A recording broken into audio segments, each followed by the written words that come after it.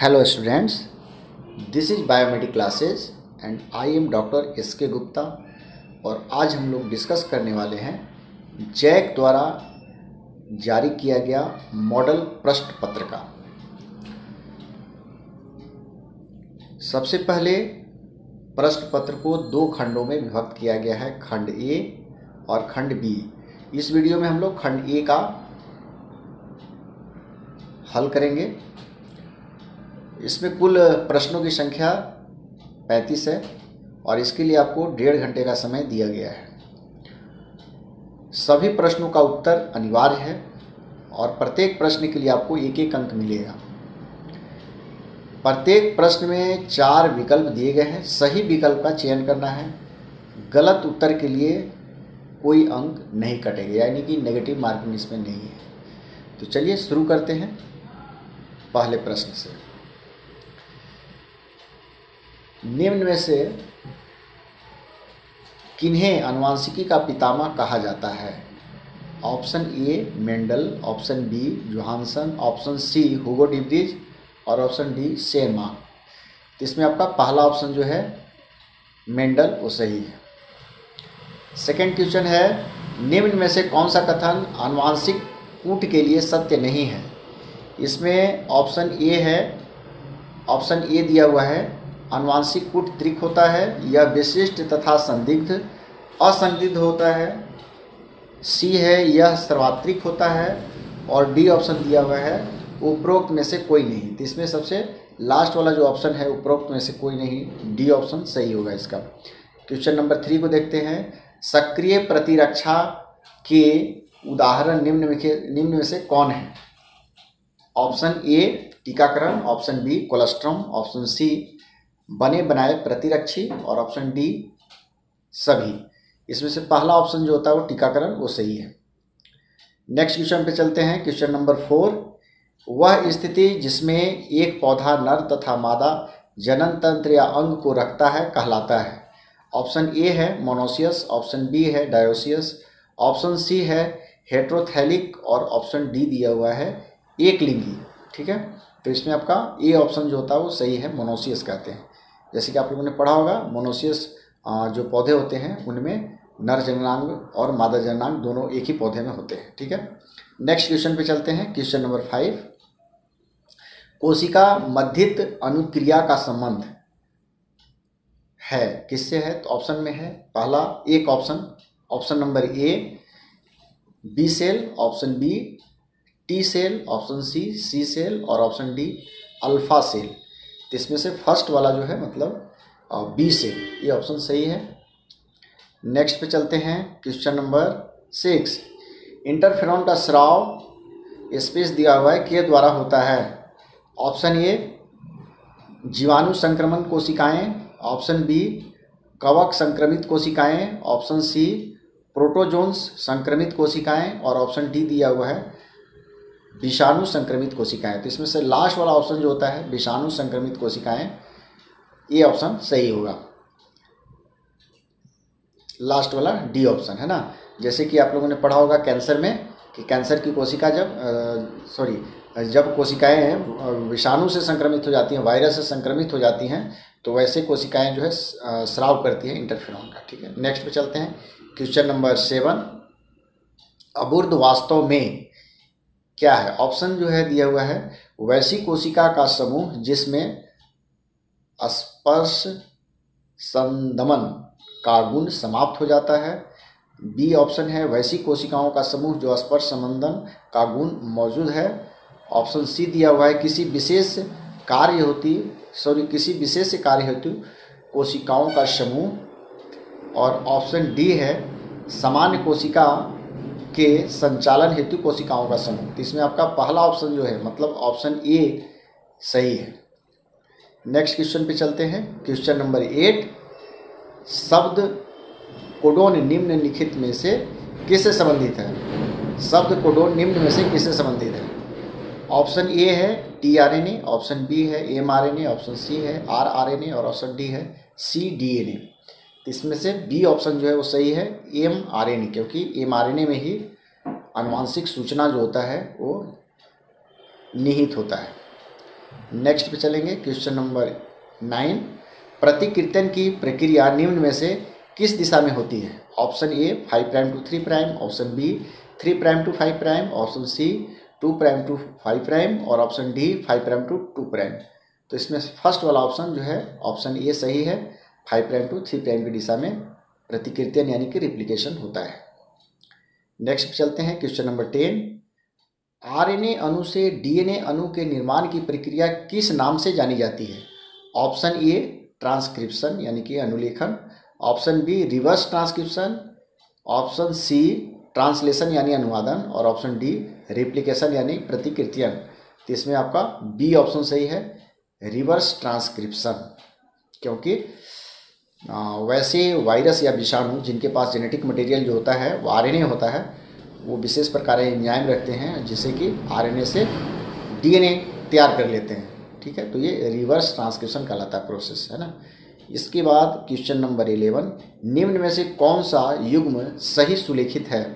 First option में है रजोदर्शन, प्रथम मासिक स्राव, सेकेंड ऑप्शन यानी कि बी ऑप्शन दिया हुआ है रजोनिवृत्ति, ऋतुस्राव का बंद होना, ऑप्शन सी है कॉर्पस ल्यूटियम,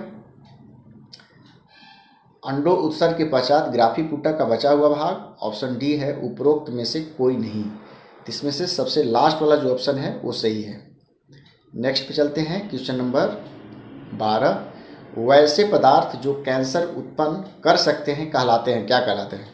पहला ऑप्शन है कार्सिनोजिनस, दूसरा ऑप्शन है ऑन्कोजेंस और तीसरा ऑप्शन यानी कि ऑप्शन सी है मेटास्टेसिस और ऑप्शन डी है मेटामेरिज्म। तो इसमें से फर्स्ट वाला ऑप्शन जो है वो सही है, कैंसरोजिनस या कैंसरजन इसको बोला जाता है। ठीक है, कार्सिनोजिनस। नेक्स्ट क्वेश्चन पे चलते हैं क्वेश्चन नंबर 13। मॉर्गन ने निम्न में से किस पर कार्य किया? ऑप्शन ए फल मक्खी, ऑप्शन बी घरेलू मक्खी, ऑप्शन सी मधुमक्खी और ऑप्शन डी है ड्रैगन फ्लाई। तो ऑप्शन ए सही है, इसमें फ्रूट फ्लाई पे इन्होंने अपना एक्सपेरिमेंट किया था। ठीक है, नेक्स्ट पे चलते हैं क्वेश्चन नंबर 14। आनुवांशिक कूट शब्दावली में 64 कोडोन होते हैं, क्यों?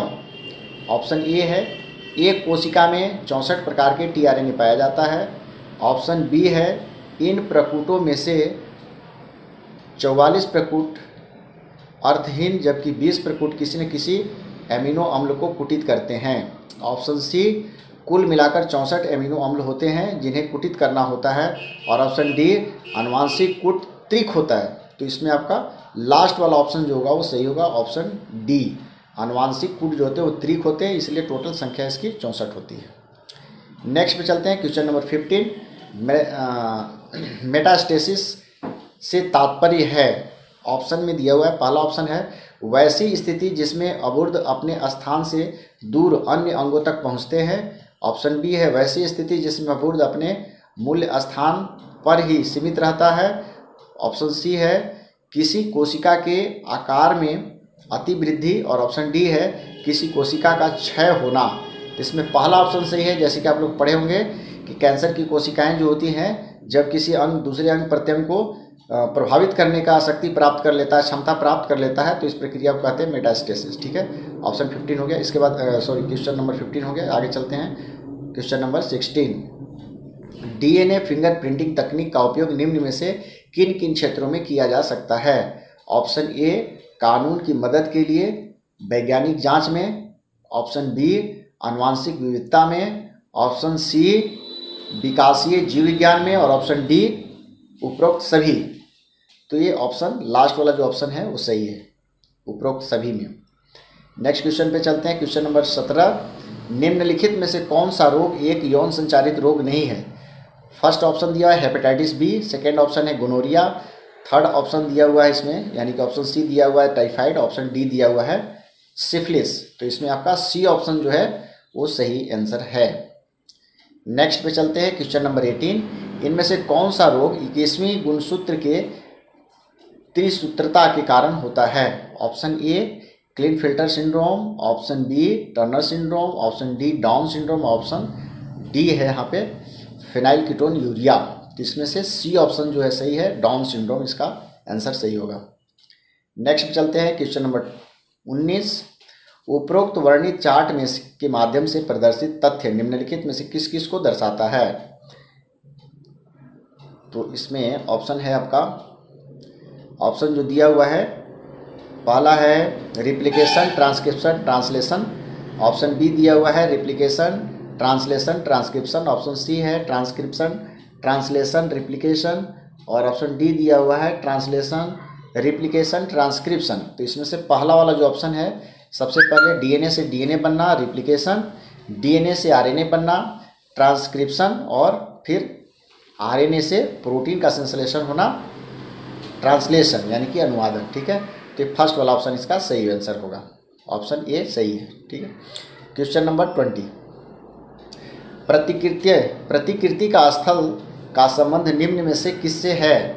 ऑप्शन ए वह स्थान जहाँ से प्रतिकृति की शुरुआत होती है, वह स्थान जहाँ से प्रतिकृति समाप्त होता है, वह स्थान जहाँ से कूटलेखन की शुरुआत होती है, और ऑप्शन डी है उपरोक्त सभी। तो इसमें फर्स्ट वाला जो ऑप्शन ए है वो इसका सही आंसर है, वह स्थान जहाँ से प्रतिकृतियन की शुरुआत होती है। ठीक है, नेक्स्ट पे चलते हैं। क्वेश्चन नंबर 21, किसी गुण का एक पीढ़ी से दूसरे पीढ़ी में जाने की प्रक्रिया कहलाती है।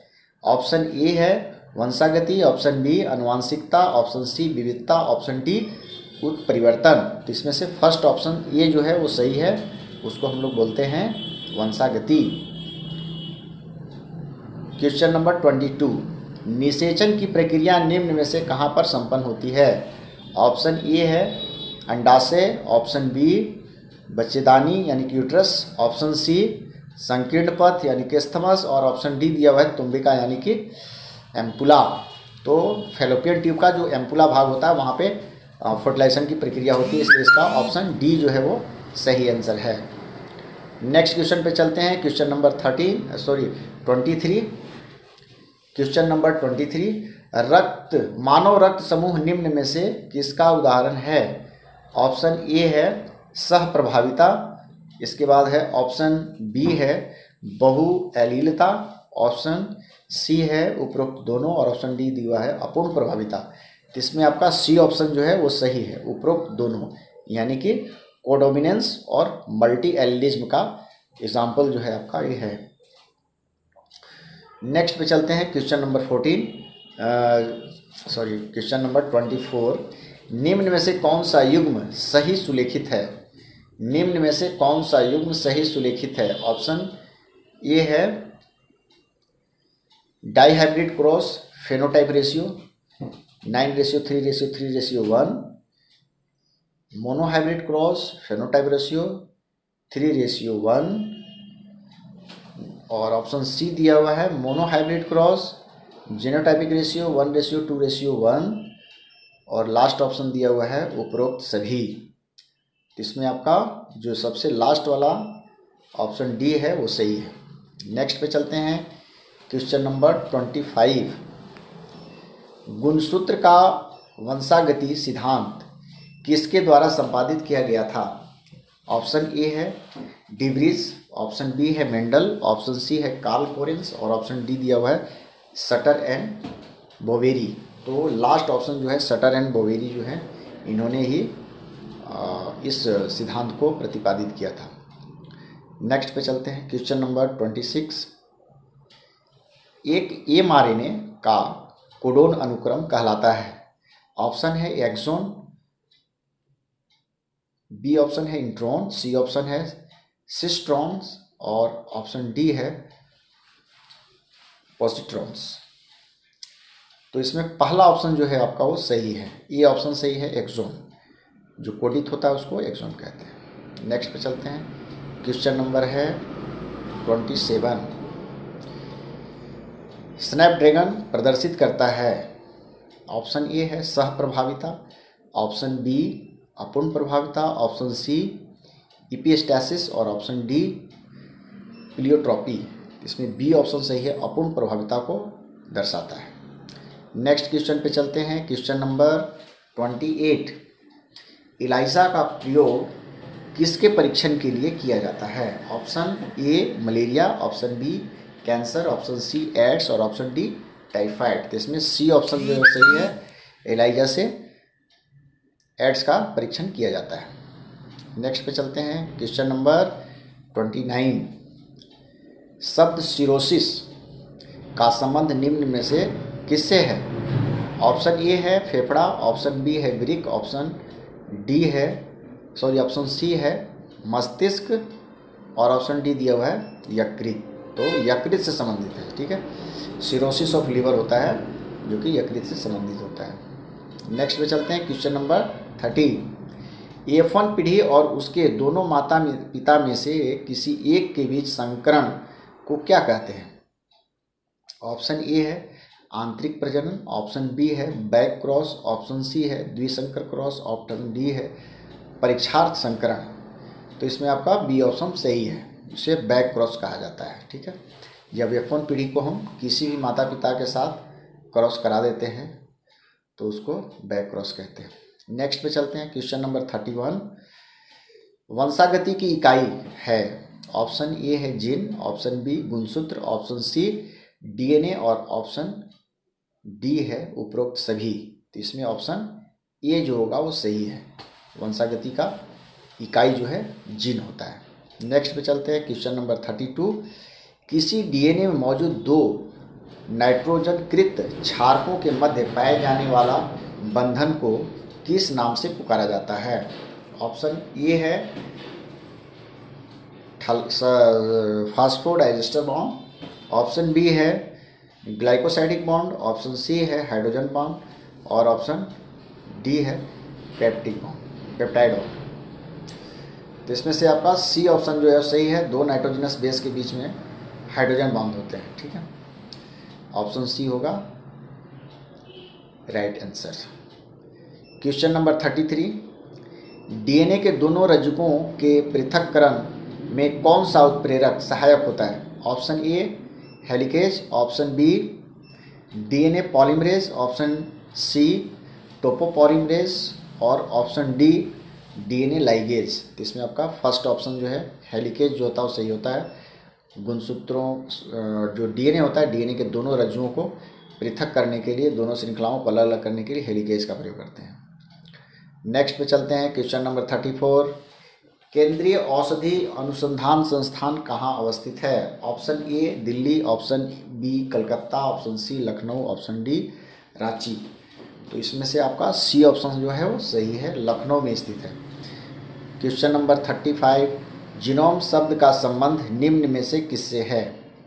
इसका ऑप्शन दिया हुआ है किसी जीव में उनके माता पिता से प्राप्त कुल गुणसूत्रों का समूह, ऑप्शन बी है किसी जीव में उनके माता पिता में से किसी एक से प्राप्त कुल गुणसूत्रों का समूह, ऑप्शन बी है उपरोक्त दोनों, और ऑप्शन डी है उपरोक्त में से कोई नहीं। तो इसमें आपका सेकेंड ऑप्शन जो है, ऑप्शन बी जो है वो सही है, किसी जीव में उनके माता पिता में से किसी एक से प्राप्त कुल गुणसूत्रों का समूह, ठीक है। आशा करते हैं वीडियो अच्छा लगा होगा। Thank you.